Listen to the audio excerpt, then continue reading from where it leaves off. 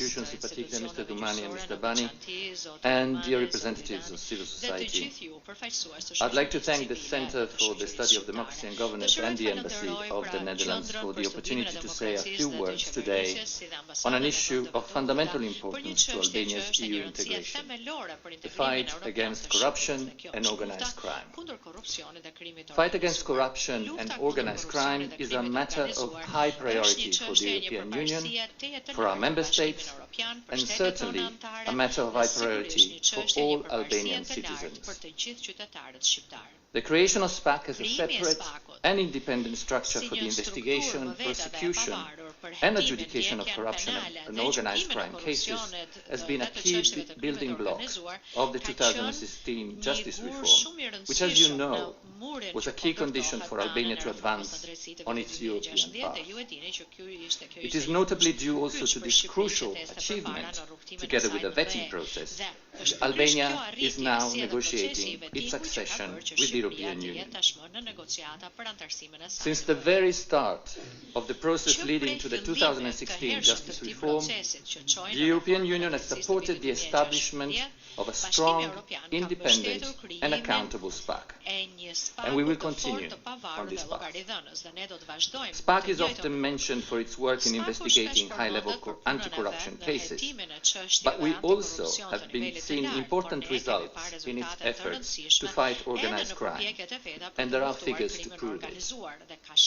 In this respect, we have seen some qualitative improvements in the way in which SPAK operates.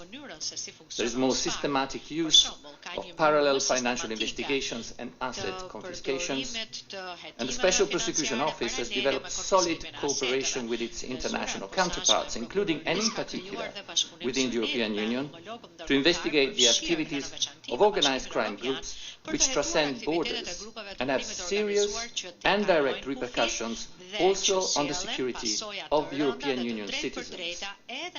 This last point, the one on international cooperation, is crucial, as having Albania one day become a member of the European Union also means stronger cooperation on this front for our common security interests. So we will continue to work with SPAK, both SPO, of course, and MBI, to further increase the effectiveness of its work by supporting its human resources and operational capacities and supporting the development of sophisticated investigative tools and capacities in line, of course, with European standards. For example, we look forward to the recruitment of judicial police service officers who would be able to assist NBI investigators in carrying out complex and specialized investigations. But let me say also one thing. While already bringing many positive results, the implementation of the justice reform, however, is work in progress.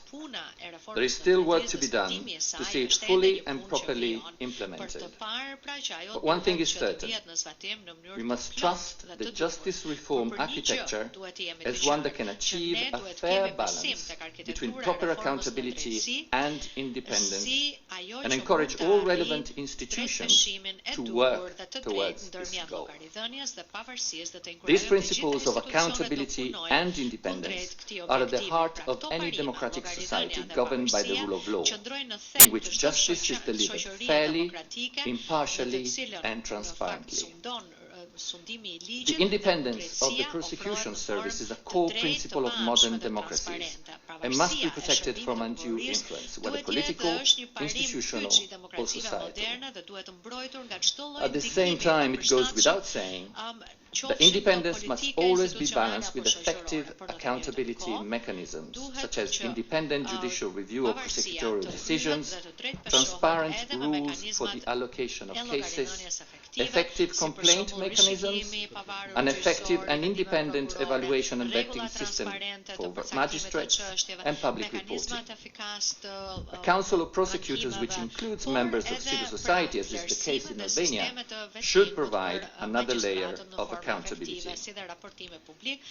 I probably do not need to tell you that the EU integration process is a highly demanding one, and will indeed continue to assess and recommend improvements in the system in terms of methods, standards, and procedures.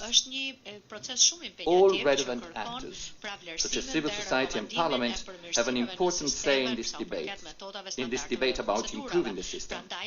But this has to happen through a constructive dialogue based on data and expertise on every issue of importance.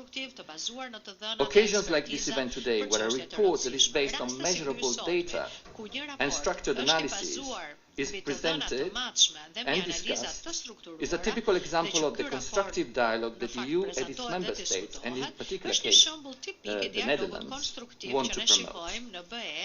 We're therefore looking forward to hearing different points of views on the findings of this report.